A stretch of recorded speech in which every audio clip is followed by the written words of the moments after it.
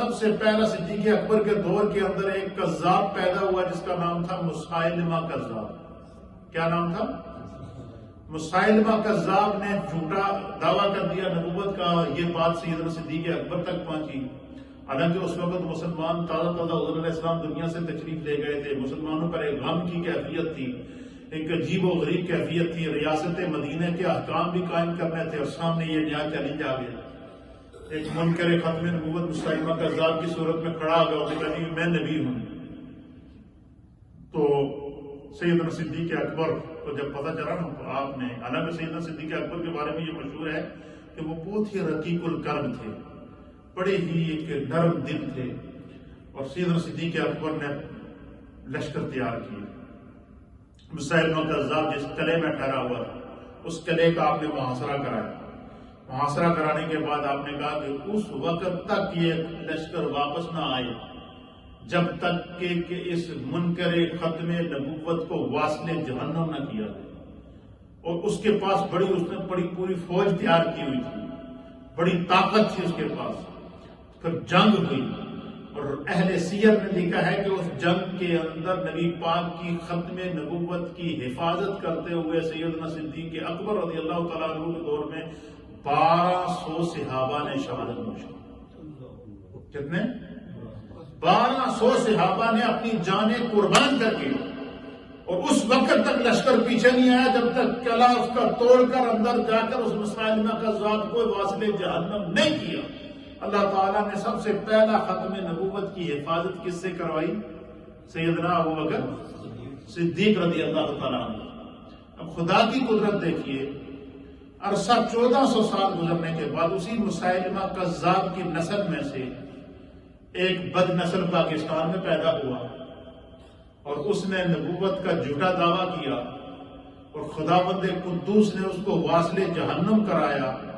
پیر میر علی شاہ صاحب رحمۃ اللہ علیہ، پیر سیال نجپال رحمۃ اللہ علیہ، اور اسی طریقے سے اس کا جو انجام ہوا وہ قائد ملت اسلامیہ علامہ شاہ احمد نورانی رحمۃ اللہ علیہ۔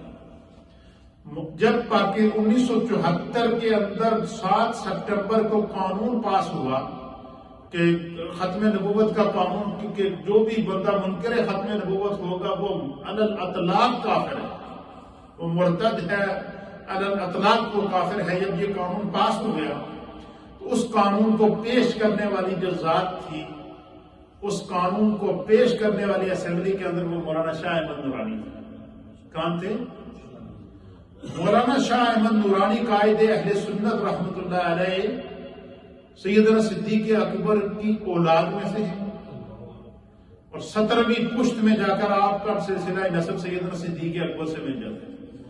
اب ملک پاکستان کے اندر قیامت تک کے لیے عقیدہ ختم نبوت کا قانون بن جانا، اور مولانا شاہ احمد نورانی رحمۃ اللہ علیہ کا میں اس لیے اس میں اور بھی بہت سارے علماء، تمام مکاتب فکر کے علماء شامل تھے۔ اس میں مفتی محمود شامل تھے، اس میں جماعت اسلامی کی طرف سے پروفیسر غفور احمد شامل تھے، اسی طریقے اس میں اہل حدیث کی نمائندگی موجود تھی، اس میں جو دیگر مسالے کے لوگ موجود تھے، اس کے اندر تمام سیاسی جماعتوں کے لوگ موجود تھے۔ متفقہ طور پر وہ قانون پاس کیا گیا، لیکن اس قرارداد کو پیش کرنے والی جو ذات تھی وہ مولانا شاہ احمد نورانی رحمۃ اللہ علیہ تھی۔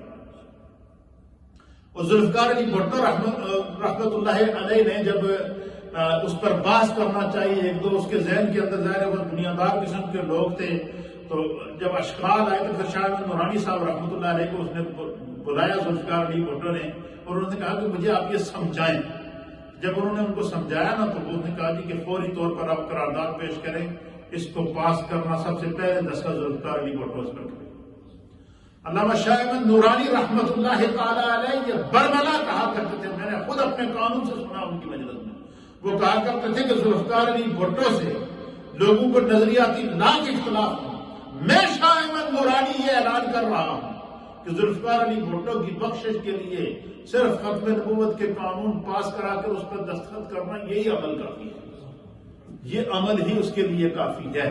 آج چونکہ پوری دنیا میں یوم ختم نبوت منایا گیا، اسی نسبت سے ہم نے کہا کہ ہم پاکستان کی اس پارلیمنٹ کو 1974 کی اس پارلیمنٹ کو جنہوں نے ختم نبوت کا کام، اچھا یہ جو ملک پاکستان ہے یہ خود زمین کے اوپر یہ خدا کا بہت بڑا عطیہ اور انعام ہے، یہ بات یاد رکھیے، یہ کوئی عام ملک نہیں ہے۔ دنیا میں آپ دیکھیں اس وقت 58 کے قریب اسلامک کنٹریز، کتنی ہیں؟ 58 کے قریب اسلامک کنٹری ہیں، لیکن ان تمام اسلامک کنٹری میں سب سے پہلا ملک کون ہے جو ایٹمی طاقت ہے؟ وہ کیا ہے؟ پاکستان۔ تمام اسلامک ممالک کے اندر سب سے زیادہ جری اور بہادر فوج کس کی ہے؟ پاکستان کی۔ اچھا، نبی علم الاعداد کے اندر یہ جو حروف تہجی ہوتے ہیں اس میں ہر ایک لفظ کا عدد ہوتا ہے، جیسے آپ کہتے ہیں لکھتے ہیں 786، یہ 786 جو ہے یہ بسم اللہ الرحمن الرحیم کے اعداد ہے۔ اسی طریقے سے علم الاعداد کے اندر لفظ اللہ کا جو علم جو عدد ہے وہ 62 ہے، کیا ہے؟ 62۔ یہ علم الاعداد میں لفظ 62 اگر آپ لکھیں گے تو اس سے اللہ بنے گا۔